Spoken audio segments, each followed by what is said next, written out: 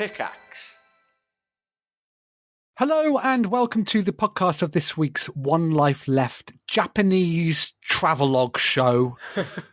Do not listen if you are bored of us banging on about Japan, and probably don't listen for the next couple of weeks. If that's the case, hello, I'm Simon Byron. I am Steve Curran. And we're going to Japan in 2 days. When this is podcast, we'll be on our way to the airport. Is there anything that I might have forgotten to do, Simon, that I need to remember to do? Well, you haven't packed yet, have you? You haven't put your Anodin Extra Talk about that. in. Yeah. Haven't packed. No, I'm good. No, I mean, look, a mobile phone thing which you recommended, which we're going to do in the lounge because it's an eSIM, whatever that is. Quite. Yeah, the last time I was there, you had to go and queue up and get an actual. We don't need those these days. We should be able to stay in touch that way. I don't think so. My view to travelling: money, passport, anything else can be sorted out. Yeah, agreed. Okay, same. Agreed. We do need the dictaphone. Otherwise, there's. I fired it up earlier. I plugged it into my computer. It records in Windows Media File, which Audacity doesn't recognise. No. And I'm not surprised, Audacity. That's how old it is. It's a different time. It was a different time. I mean, you could say different words back then that had different meanings. And obviously on modern dictaphones, you can't say anything, can you? No. No, so I don't know, Steve, if there's anything that you've not done. Good. Well, are you? I mean, I am a bit nervous about going. I have to say, it's odd to be going on holiday without my family, who I am going to miss. Same. I'll miss your family too, Simon. Indeed. It feels odd, and obviously work continues, and we're in an odd time zone because normally you'd sort of get up and everybody would have had their day, whereas we'll have had our day and then everyone will get up. Yeah, and then they'll start shouting at us. And yes, there will have been something that we'd forgotten. But no, I don't think so. I think as long as we get to the airport on time with a passport and a means of, if not paying for it now, paying for it later, then we should be okay. I'm looking forward to it immensely and a bit nervous. Me too. So lots of that talk in the show. Lots of talk about video games. I think we get into video games about 10 minutes in. Something like that. And something like that. And nothing, I don't think anything to apologise. There were no technical issues this year. No. What was last week's show like this year, I said, this week? So, I stitched it together. It ran very short after I'd put bits. Did it? Yeah, and it was quite bad, I think. As a in the pantheon of One Life Lives, it's quite a bad show. This week was super fun, though. I really, really enjoyed it. I did talk to Riverside FM about last week's. They said it was, they took it very seriously. They did not give us an extra month. They did say they were looking into it, and no compensation. We could have got loads of cash this week, couldn't we? And they said that, I don't know, something to do with Chrome's cache or something. Right. Well, let's go straight to Google then. Yeah, we'll do. And get some compensation off then. Otherwise, we're off to Microsoft Edge. Yes, straight away. All right, good. But that's it. Right. Okay. Well, I'll see you in the lounge. See you soon, Simon. Goodbye. Here's the show.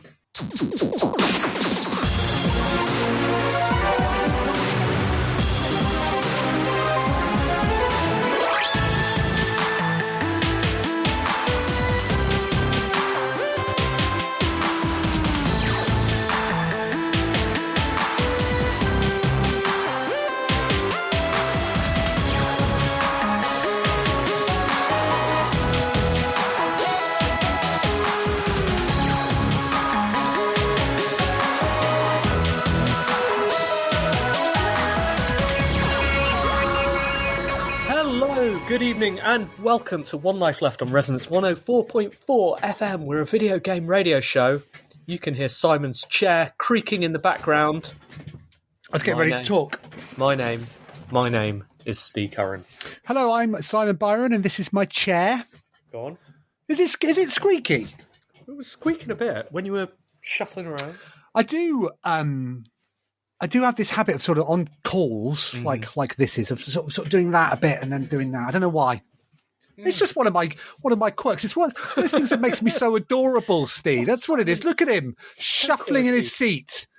Adorable. One of, I reckon, 3 jokes in the Mario movie. Just constantly. They just go, I've got an idea. Let's just say this character's adorable, and everyone will laugh.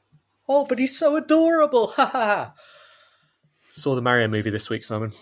I saw you saw the Mario movie. When I popped over to Blue Sky to see what everyone was wanging on about over there, I thought that was supposed to be an environment of positivity, Steve, but it didn't appear to be. Are you all turning into Twitter, are you? No, the problem I see with Blue Sky is it's the only safe space for moaning about how bad Twitter is. Right. So I suppose it's mostly people going, I can't believe people are still using Twitter when they could be on this place where people are moaning about using Twitter. Yeah. But I did post that I saw the Mario movie there because I had to post somewhere. Right. And you didn't enjoy it? Oh, it was very bad. Very, very bland. Banal, Simon. Not an ounce of originality in that film, except for perhaps the bits, as we've talked about on One Life Left before, where they seem to take inspiration from Maraoke. Nintendo is listening. Glad someone is. I nearly posted a Blue Sky because I wanted to make a joke, which I think is funny, but I didn't want to get taken out of context or have the people whose joke I was going to make, whose joke it was about, see it. So that's why that's the place to do it. Then no one will see it. Popped over to Blue Sky and I was ready to go. And I wasn't brave enough to do it, Steve, but it was to do with, and this won't work on the radio. So, but let's persevere. It was to do, so you know how everybody, whenever they are having a picture taken, does the 2-fingered sign with the peace sign that started in Japan, which is why we're going over there, because it's got out of hand and I'm going to cut off all their fingers. And there's an irony there because that's how that sign started. I know. So they won't be able to do it anymore. But it's So posing in any photo with the peace sign, everybody does it now, and that has seeped into like literally anybody having that whenever they have a camera pointed at them doing that. My daughter did it for the first time yesterday. I'm like, really? Oh, okay. What? So we do this now, do we? That's interesting because my daughter's been doing that since she was 2, which she learnt off someone at nursery. But she would get her fingers the wrong way around. Right. Well, so this is maybe where the joke's going. So everybody does that, and that's up to and including like old men who should know better. And it's like, oh, come on, guys. I know that there is, we all hate aging, but this is not one way of railing against it.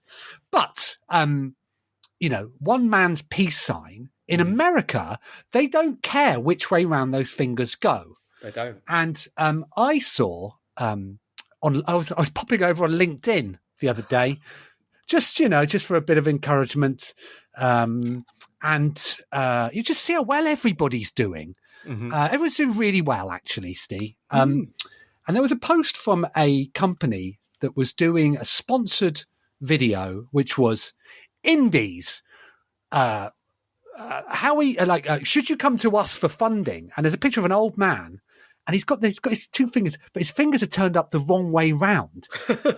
So it's like, Indies, should you come to us for funding? And it's just a picture of an old man flicking the V's at the Indies. I was going to make that joke anyway. But then I was like, oh, is it rude to make a joke about the Americans because they don't understand the difference in the ways that the fingers go round? And then what if I ever want a job at that company? I don't ever want a job at that company. Well, you know how he'd respond.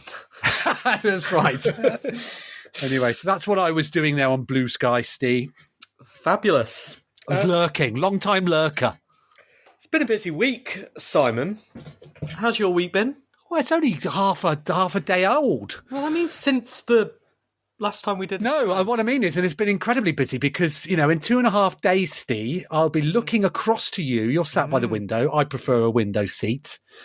And I'm not sat next to you. sadly, because if I thought that the honourable thing to do would be to give you and Jonathan a seat next to each other. I'm going to be sat next to a stranger, where we're going to be flying to Japan. So we've got lots of work to do between now and then. So it's been busy. Have you packed yet? I have not packed yet, Simon. So talk us through the current. I haven't packed yet either, but we're away. So we land Thursday night. There's Friday night, Saturday night, Sunday night, Monday night, Tuesday night, Wednesday night.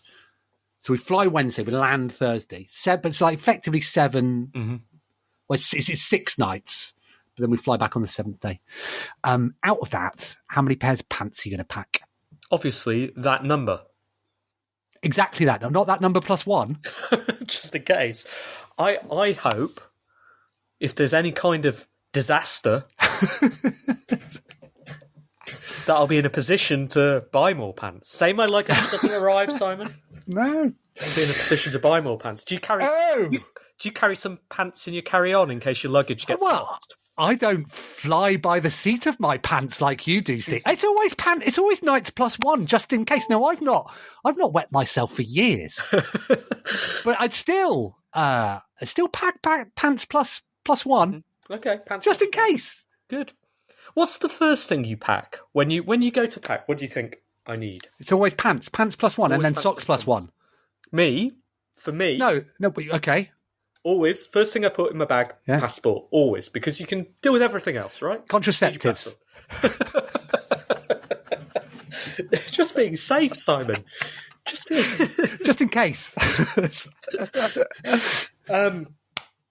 Painkillers. Anodin extra, specifically for me. Just in case. Because it's the only... one person's left the audience.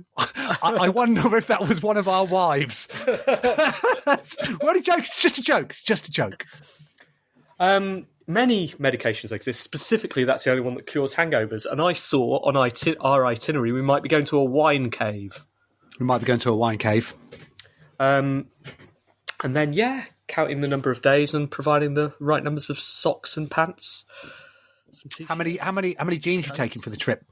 Jeans? 3 pairs. 3 pairs across 6 days? Mm-hmm. Okay. When you get there, would you wear the jeans We've lost another audience member.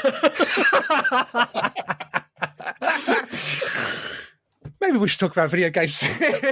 We'll get to it. I didn't tune in for this. It's just 2 old men talking about their pants. We'll get to it. Goodness me. Yeah, they're harsh this week, Steve. They say, Simon, you get the radio show you deserve. Right. You should look at themselves. I can't remember whether I mentioned it, but when I was coming back from Greece a good few years ago, I was travelling on my own, and the flight was delayed, and it was an overnight delay, and I needed the pants plus 1. And honestly, I've never been happier. Well done. Well done. Good strategy, Simon. Thanks. Good strategy. Of course, we could, just to get all of this, any other business out of the way, we could have been in a lot of trouble, couldn't we? Because something very important happened to One Life Left Limited this week. Involved you taking off your top on camera. Oh, I had to take my... Yeah, sorry, I didn't have to take my top off on camera, but I just chose to, yeah. We opened a new bank account. I've opened 3 bank accounts this week, Steve. You'll be on a list. Yeah, I will be on a list. Yeah, we got, as in your words, we were Faraged this week. We were Nigel Farage, weren't we? Just because we've got different views about pants... They tried to strangle us at our source, cut off our income. I know, Barclays. Where else are we going to pay in our £23 a month that we make from this? Barclays accidentally shut down our account. Did they now? Accidentally, in air quotes. Shut down our account, and that caused several days of stress. All we wanted to do was take back control. Eventually. We wanted our blue passports that we could wave at the Japanese. That's all. We've been booked for a gig. Maraoke's been booked for a gig. And eventually, after a while, we're struggling to pay for the flights for this, and it looked like we might have to cancel it. And eventually I got through to a woman at Barclays, very kind, and she said, I do think you've got grounds for a complaint here. Ooh. And I'd be like, well, so bank do I. error in our favour. Well, quite. I said, what about compensation? Yeah, exactly. We're very upset. Voice. She said, well, how much money do you stand to lose? And it turns out, Simon, we could have got the money for this gig off Barclays and not had to do the gig. What? I know. Seems like quite a good business model, that. As long as you can rely on them, just keep cancelling your cards.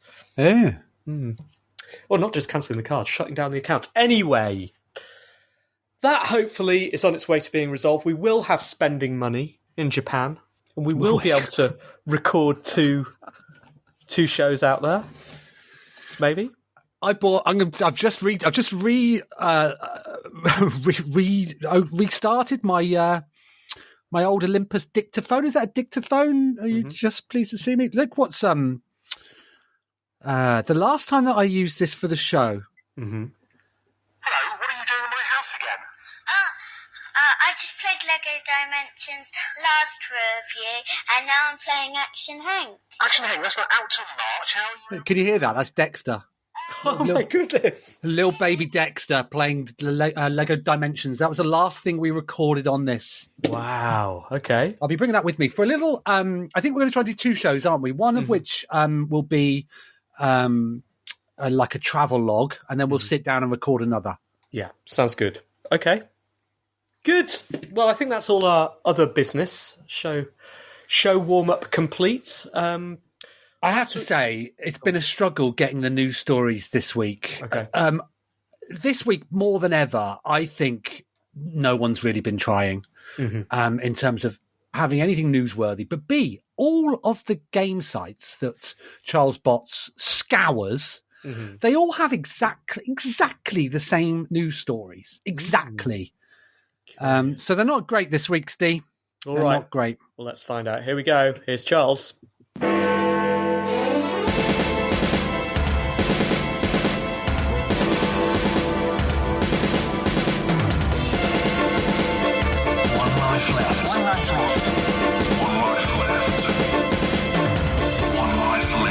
Video game news with me, Charles Bot 1.1.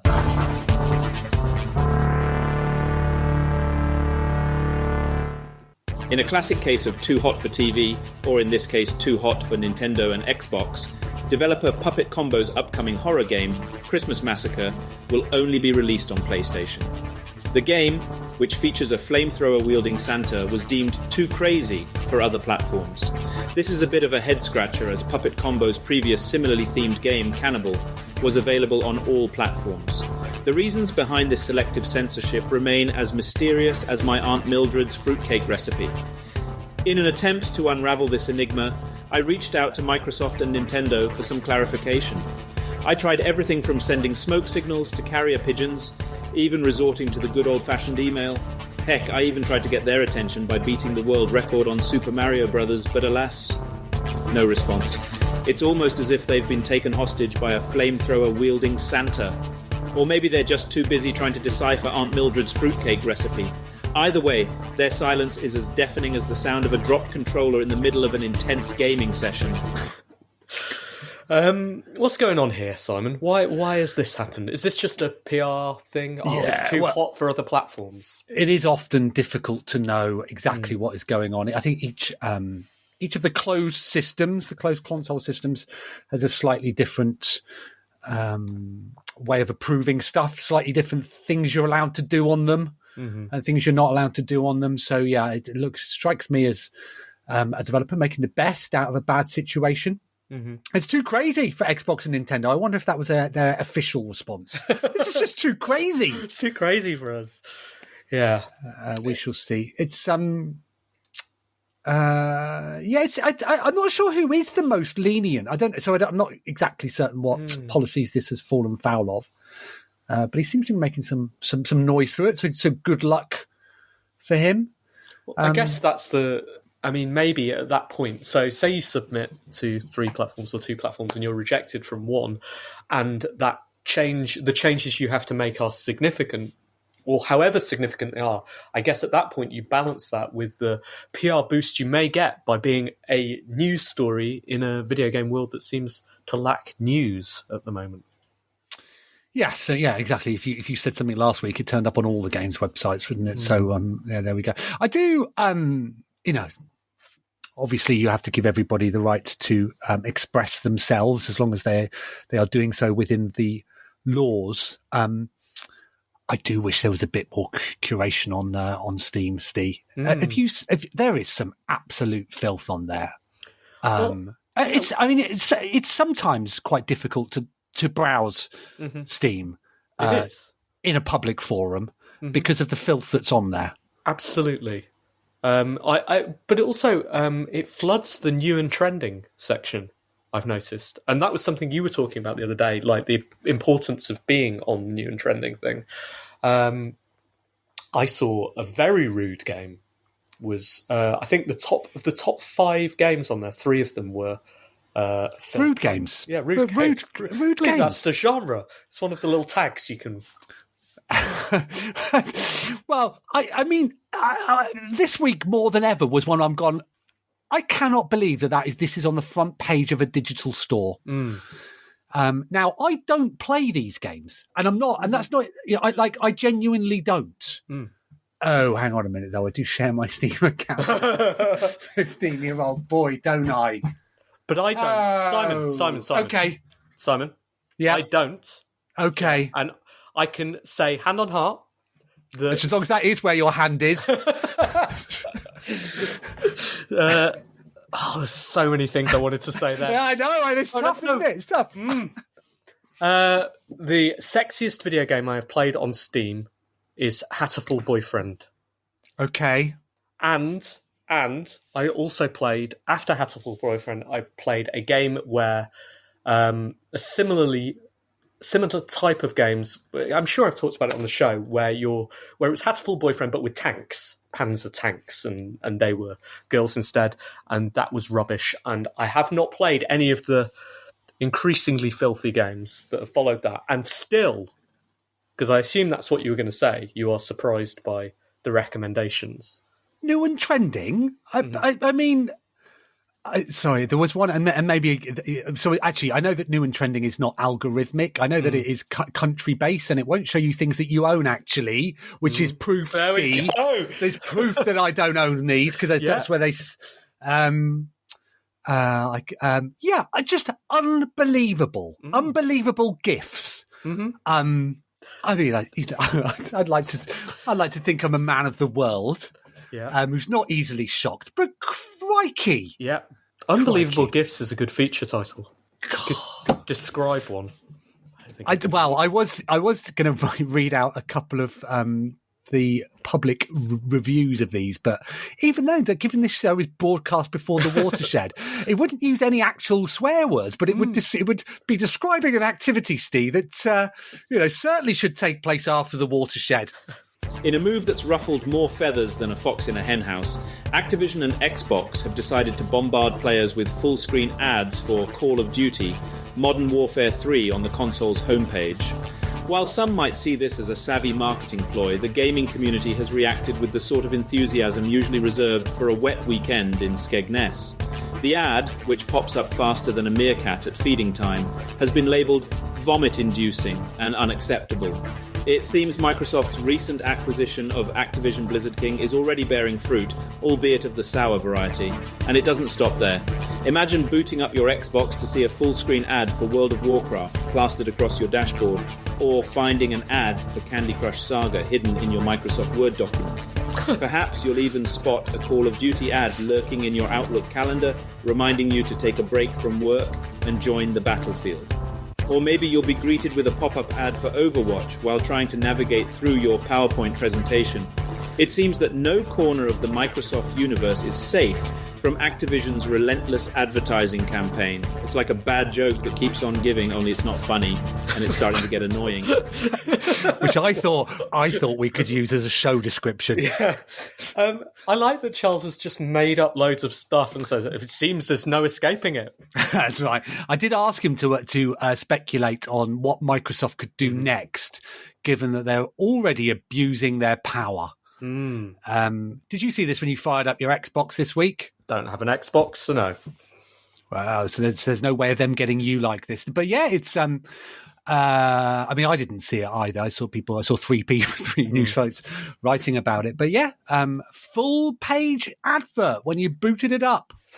Well, Hey? they've got to start recouping on that investment soon, don't they? So it makes sense. They're promoting their biggest franchise, now their biggest franchise, and letting everyone know it's here. It's not been getting good reviews, has it, the new Call of Duty? I don't quite understand what's going on with it. I mean, we've never been the biggest Call of Duty fans.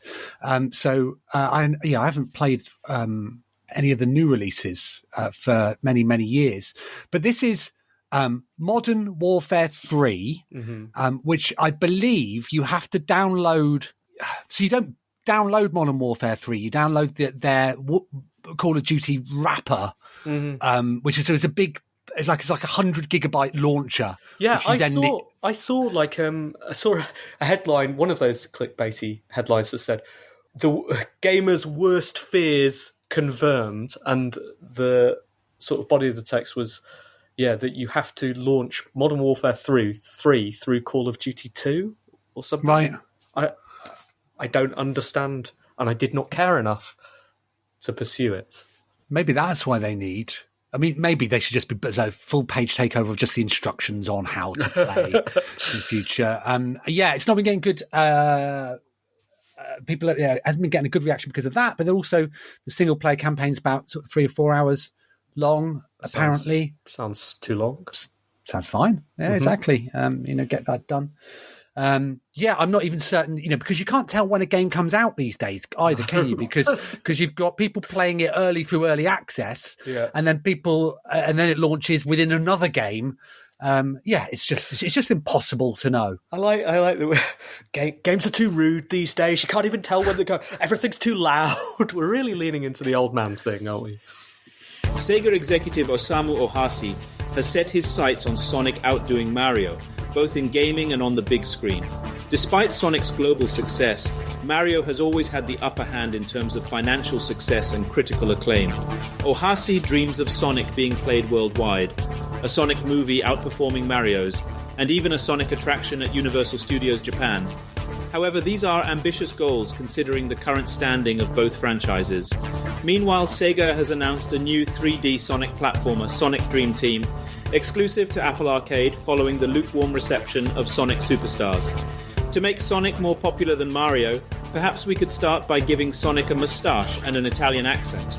Or maybe Sonic could start a side gig as a plumber, fixing pipes at lightning speed.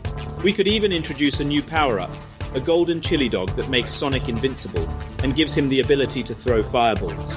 And if all else fails, we could always just have Sonic challenge Mario to a dance-off. After all, who wouldn't want to see a hedgehog bust a move? Simon, I've remembered another of the jokes from Mario. I hate this one so much. Okay. You know that thing in a movie where suddenly, the hero is going to do something triumphant and it all slows down and then something comes from nowhere and stops the hero and they fail and it all speeds up again.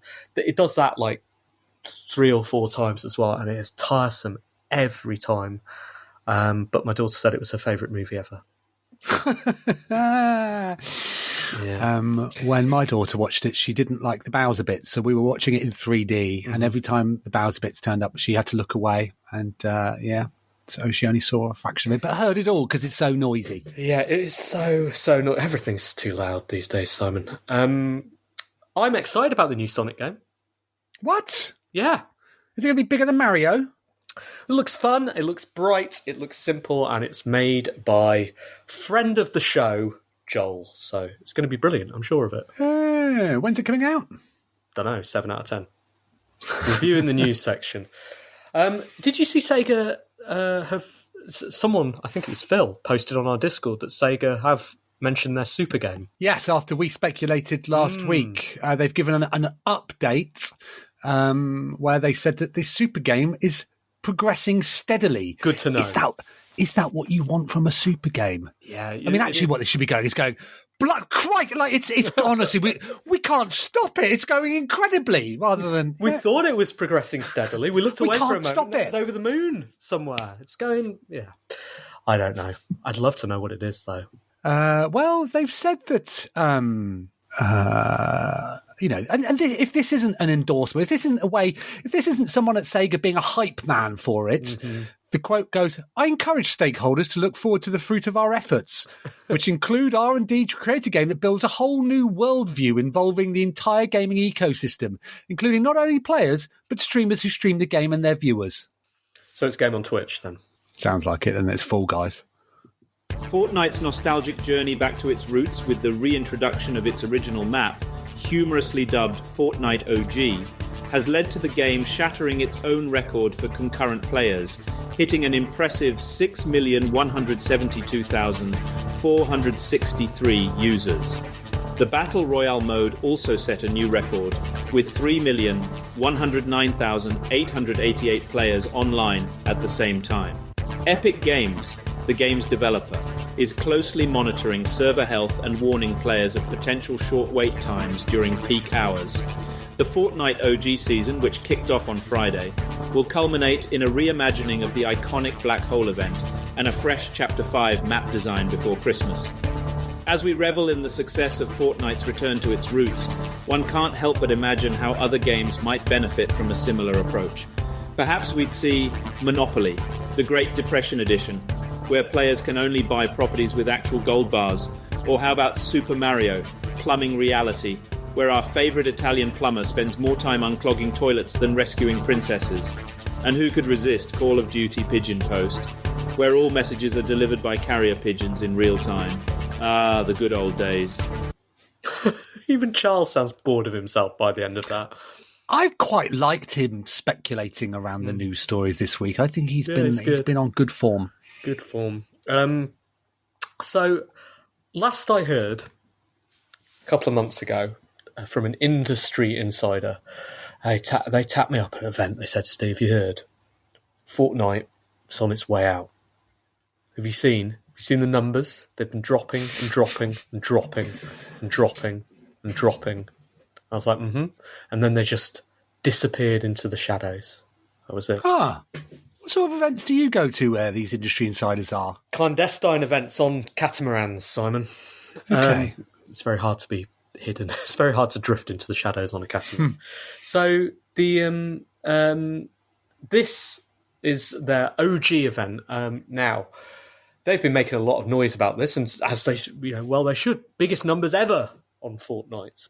But is this just one of those gimmick things that, TV series do where they go, "It's a new series of Big Brother, Simon. It's all gone back to its roots. It's like it was."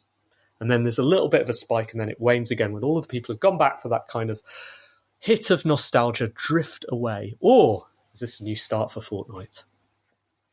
Well, it's difficult to know, isn't it? But it does...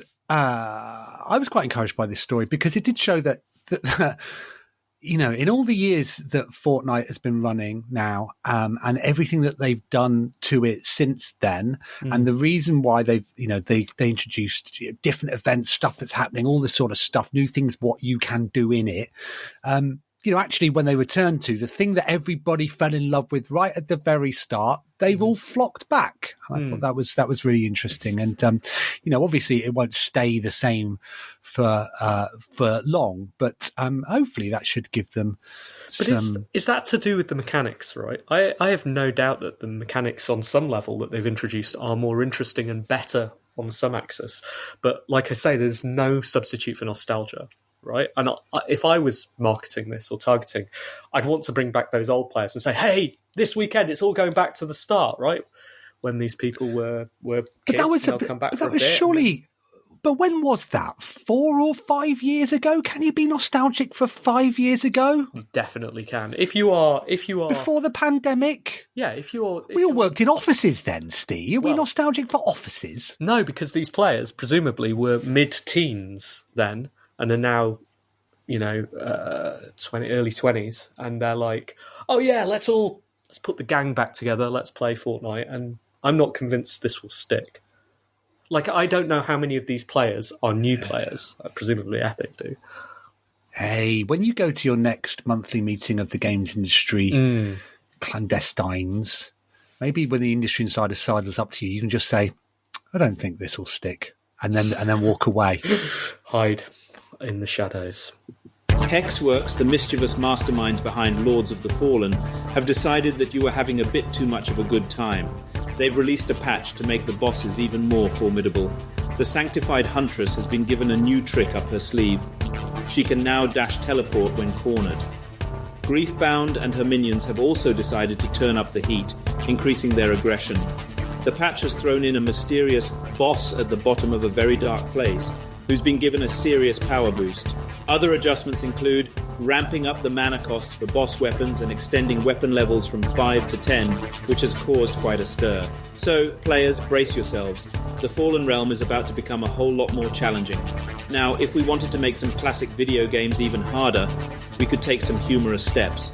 For example, we could introduce a patch for Super Mario where the princess is always in another castle, even after you've found her. Or how about a version of Pac-Man where the ghosts don't just chase you, but they also start throwing banana peels? And let's not forget a version of Tetris where the blocks rotate on their own every few seconds. Good luck, gamers. Good luck, gamers. I hate this. Hate this. This should not be allowed. I've not bought this game or played this game at all because I thought it was going to be one of those games. I've one of not those heard games. Of this game. What is this game? Lords of the Fallen. It's a remake of Lords of the Fallen. Sorry, it's not a remake. It's an updated version of Lords of the Fallen or Lords, something like that. But it's one of those hard games that, it's one of those hard, it's like Dark Souls and Bloodborne. And, the one I've nearly bought, Sekiro Shadows Die Twice, where all the reviews say this game's not easy. I'm like, but it looks good. I want to play it. And it apparently doesn't even have an easy mode, that one. But this game was a game that was hard to start off with. And they've decided it's not quite hard enough for the people that are playing it now, thus ensuring that that there's absolutely no way that newcomers can like me can potentially get involved in it. So, well, there's hard and there's hard, right? There's obtuse, like games that are impenetrable, that you find hard to start, and then you die, and then you slowly learn the systems. We'll talk about one of those later in the review section. And then I've always thought that actually the sort of Dark Souls or Elden Ring difficulty, the trick is it's not a hard game, really. Like, if you're finding it hard, you just grind away, you get your character to be a bit stronger, and then you beat up the boss that you're struggling with. These games are not hard because you are expected to die. Dying is part of the mechanic, right? And so people are like, oh yeah, I died loads in that game, it's really, really tough. Is it? I don't know that really it's that challenging experience. And so presumably, I don't know what this game is or how it works, but typically when these days, honestly, Simon, games aren't as tough as they used to be back in our day. Tell me about it, Steve. I've never finished Scramble. When they say they're making a game harder these days, when the man says he's making a game harder these days, what it means is it's just going to take you longer to grind up to a point where you can then beat that character. Yeah, not for me. No, not for me either. All right, I think that's the end of the news section. That's the end of the news. One Life Left video game news with me, CharlesBot 1.1.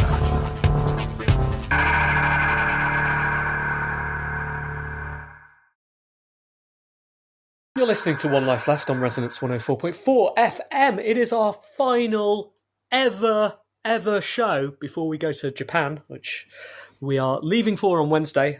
So you'll get a couple of shows while we're out there, although not one next week because we'll be literally there doing stuff, won't we? Do you not think we can get one out for next? I'm certain we can get one out for next week. Do you reckon? Yeah. All right, maybe you will get one. Maybe you will get one next week. It's not my fault if you don't. We are a radio show. We are also a podcast. You can find the podcast at www.onelifeleft.com, or you can go to hello.onelifeleft.com. That will send you to all kinds of links and things. You'll also find the show notes put together by our undercaretaker, Phil. Thanks, Phil. Because we're 8 hours ahead, we'll actually be able to send the show over when we should be on air. Ooh, fancy. That's quite exciting. Record at 7 p.m. Could do. Like the old days. Good. I'm really excited, Simon. Really, really, really excited. I'm excited too. Yes, it'll be nice to see David, and it'll be nice to hang around in a... Yes, it's been 4 years since I was last there, and what I remember about it and what I enjoyed the most about it is just how alien everything is. I'm looking forward. I am looking forward to spending too much time looking at video game stuff and spending money I don't have on things I don't need. You've booked us into the Godzilla Hotel, is that right? It's got a Godzilla near it, yes. Yeah, that's good enough. I'm excited about that too. Good, and we, just to keep you all updated, we cancelled the lounge. Indeed we did, because we think we might be able to wangle lounge access through other means. The previous lounge we were booked into, 2.3 stars out of 5. Yep. Have you checked this one? I'm not even certain we can get in this one, so let's not. I don't want to get seduced by a 2.7 score out of 5, do I? All right, it's time for letters. Email, messages, and forward BCC. One Life letters. Thank you for your letters this week. Good work all round. Good selection. Paul wrote on the Discord, "Hello team, both digital and physical." Actually, there is a problem with all of these letters, but we'll all come to them shortly. Hello team, both digital and physical. I've been lucky enough to listen to the live broadcast of the show over the past few weeks due to a work-induced concussion. Sorry if the typing is off and he's still a little mentally foggy. Hope you're getting well soon, Paul. Thankfully, I've been able to fill my time to get to the really important things done, like shave the edges off my pile of games yet to finish. Most notably, and by far the most fun, was Vanquish by Platinum Games, which leads me to my question. What's the best game that involves hitting things on the head? Happy for it to become a Fast 5. Well, I'm not, Paul. Thanks for the show. All the best. Paul, Steve, hitting things on the head. Well, obviously the best thing is Mario. There wasn't enough jumping on things in Mario. Did it very rarely.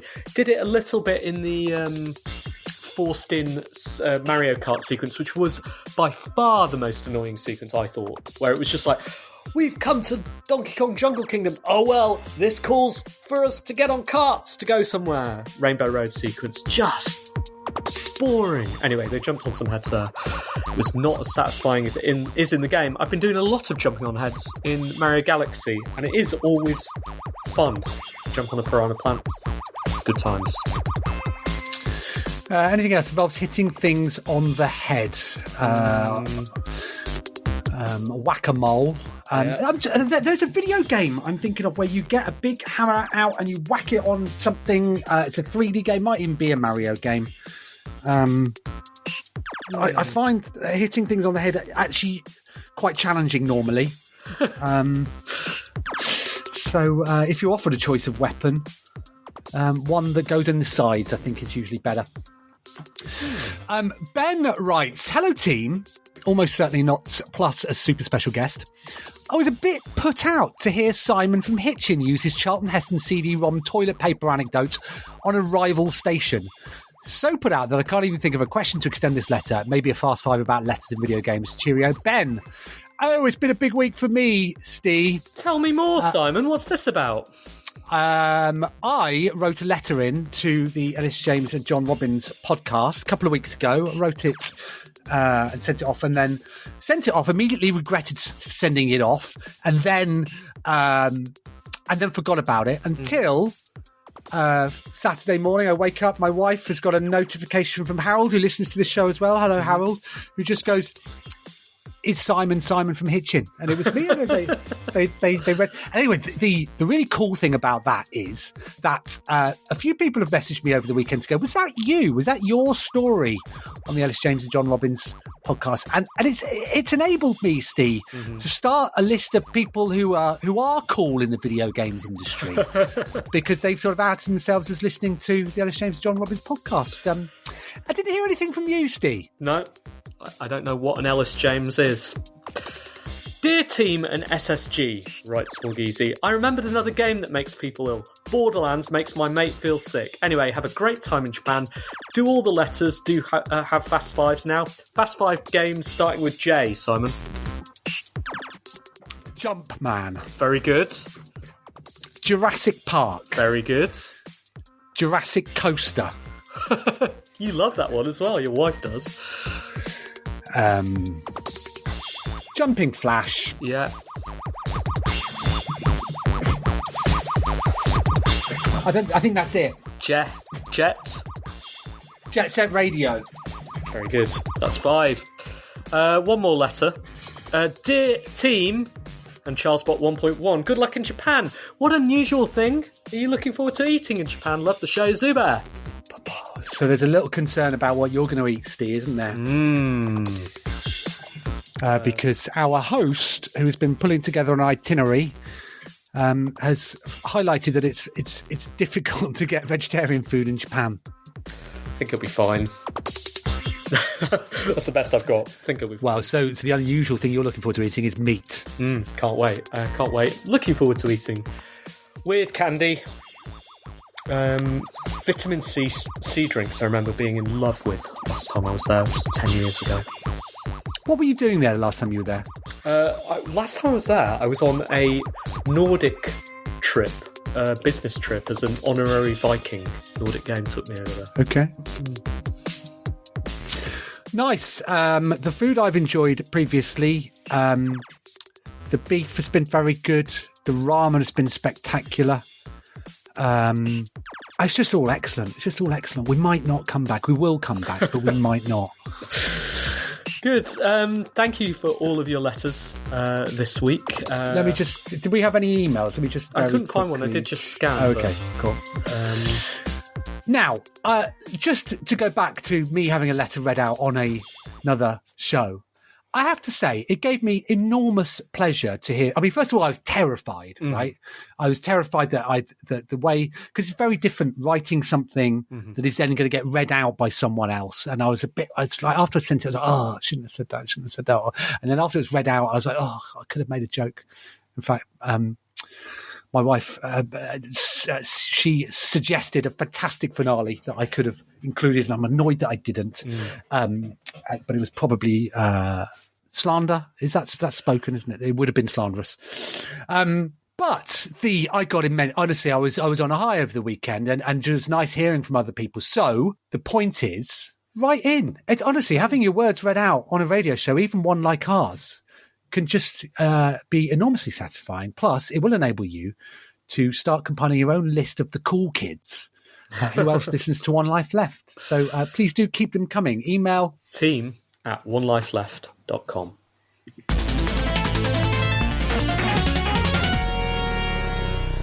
You're listening to One Life Left on Resonance 104.4 FM. It has been a busy show already. I had time for a Fast Five, a couple of Fast Fives almost, and talked a lot about Japan and various other things that imply we are two old men talking about video games, which is absolutely true.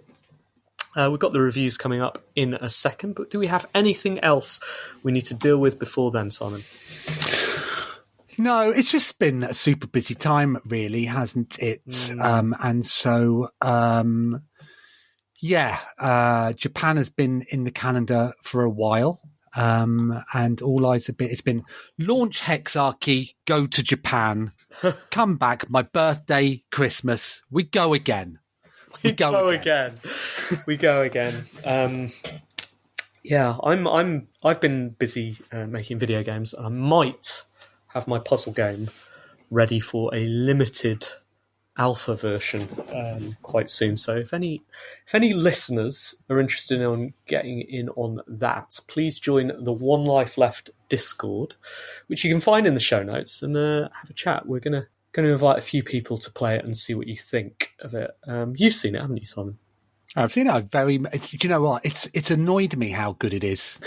Obviously, I celebrate your success, but I'm also envious that it's an idea.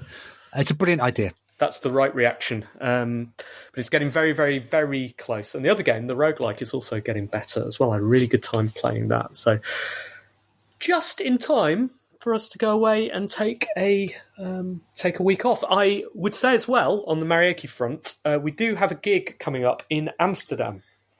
We're going to do a Maraoke show at Unite, the Unity conference. Now, it's going to be quite an unusual one, Simon, because I thought we'd been booked for the party, as we've mentioned on the show before. You've been booked for a conference speech, have you? No. Keynote. You're going to sing the keynote. Yeah. Sort of, actually. We've not been booked for the party. We've been booked for the pre-party, the sort of bridging event that takes people from the conference up to the actual party. So for those people who are just kind of at 6 o'clock, that 6 till 8. 6 o'clock, yeah. It's a bit early, isn't it? It's very early. 6 till 8. Well, actually, I think we're on at 6:30. 6:30 to 8:30 slot where everyone's just like, oh, I'm at the conference. I don't know what to do. And they sometimes there are drinks. Like, we are setting up in one of the conference rooms and going to do Maraoke for a couple of hours. It'll be a bit weird. What, are there going to be seats there? Maybe, I don't know. I have no clue. They're going to make it as close to our Tech Rider as they possibly can. A closed venue with good sound and good visuals. But we will find out. I'm quite excited about it because I like weird shows. I'm also excited about it because it's 24 hours after I come back from Japan. Yeah, I know. I mean, so good luck with that. But also, I guess that gives you the night off then, doesn't it? Yeah, well, theoretically to go to the party and go and network. Where they'll be having karaoke, will they? At the party. We'll see. We'll see if they're doing their own brand. When let's say this, when another conference ripped us off and started doing karaoke but presented in the Maraoke style after they found out we were too expensive. Maybe it'll be them. We'll find out. We're always watching. Our lawyers are watching. They are. Right, it's time for the reviews.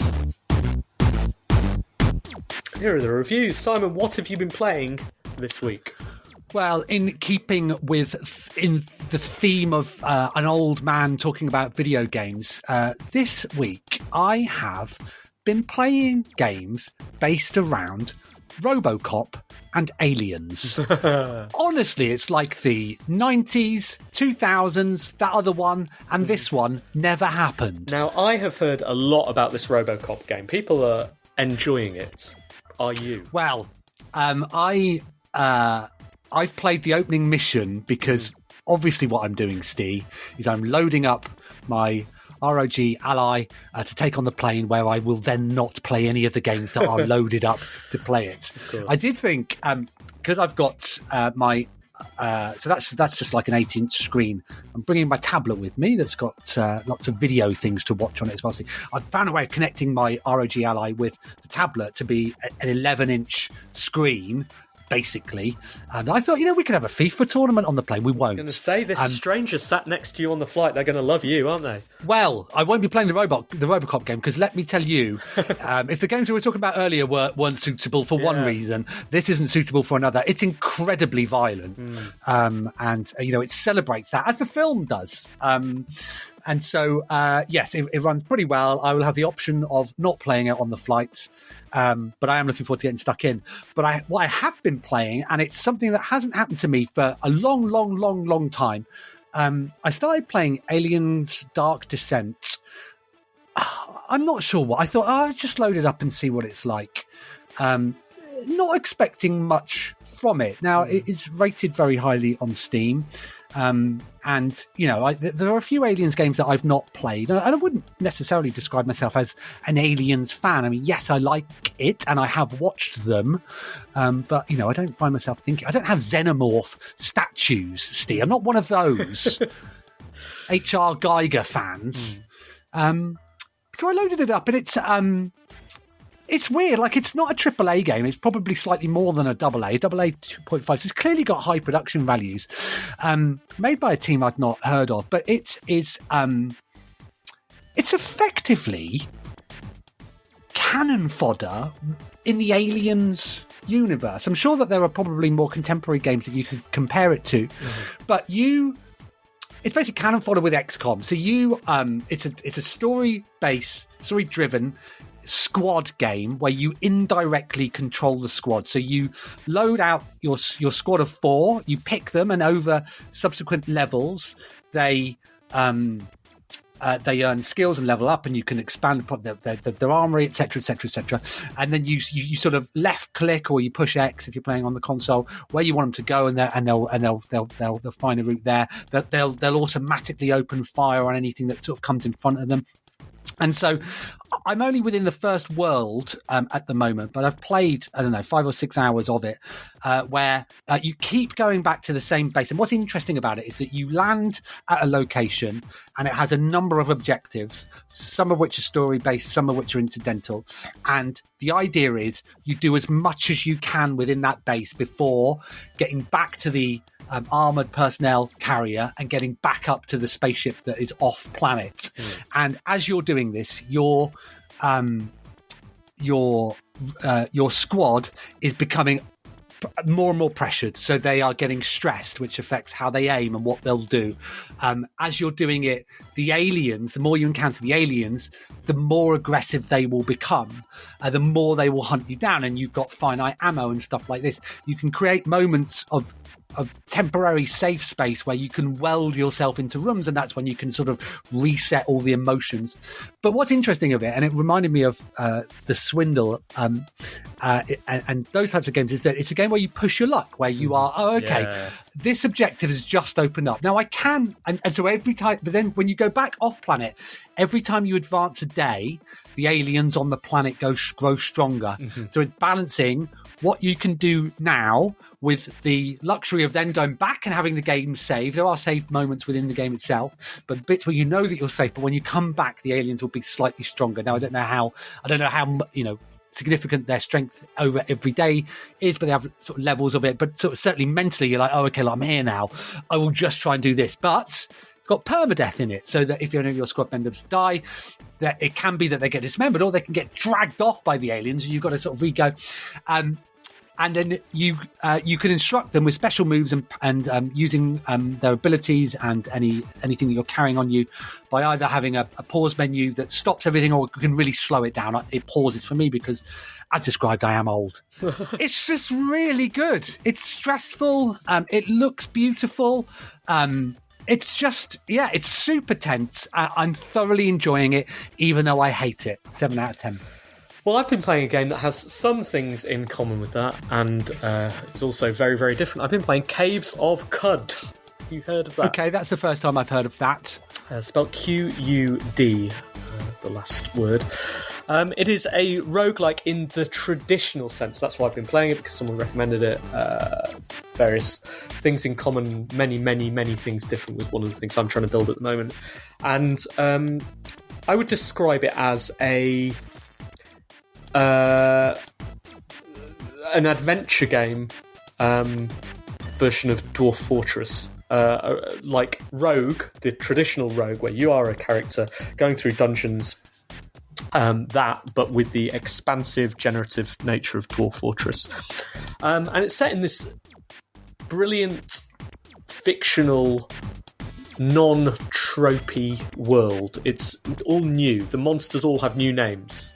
The civilization in this huge, what seems to be a very arid planet where water is precious. Everything is new. Everything has all of the creatures. There's no rats, Simon. You don't just hit rats on the head. Know that they're a simple enemy, and then hit goblins, and then hit ogres. None of that exists. So you don't know any of the creatures in the world. You don't know who you can talk to, what you can talk to.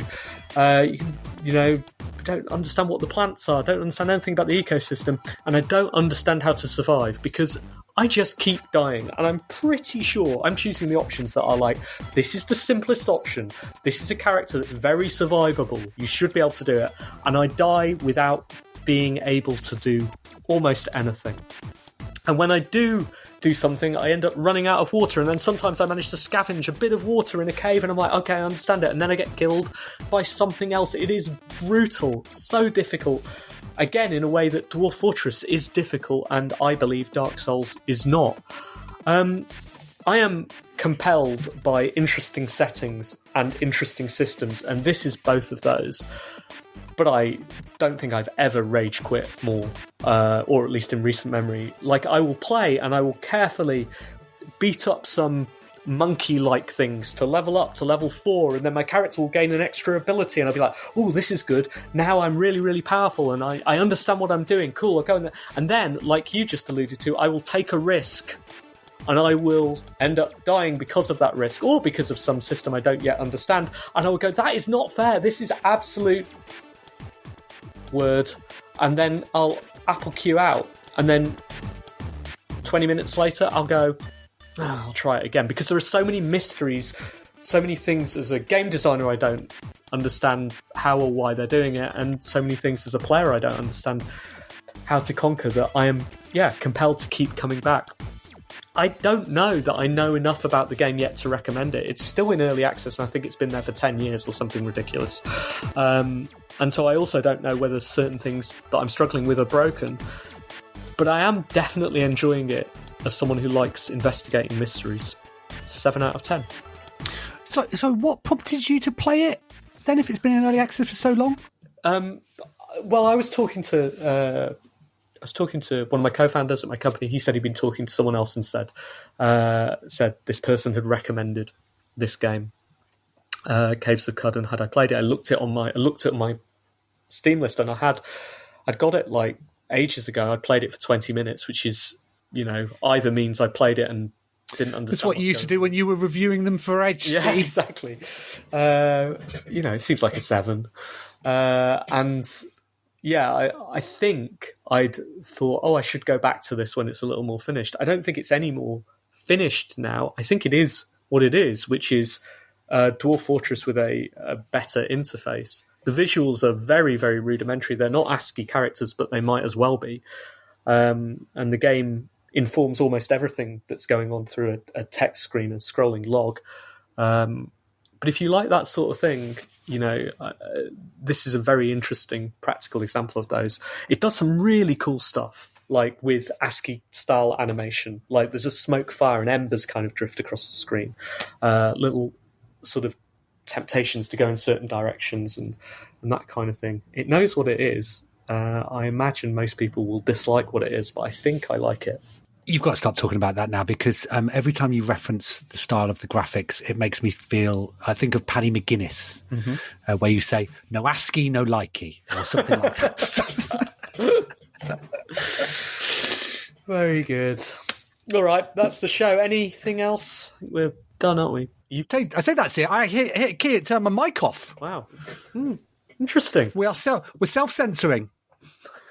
Quite rightly, finally. Right, we're going to try and put a show together for next week. If not, we will see you on the Discord while we're away. If you've got any thoughts, questions, comments, anything you want us to get you, message us there. So we'll potentially see you in a pre-recorded show next week. If not, we'll be back the week after. But until then, goodbye. Sayonara.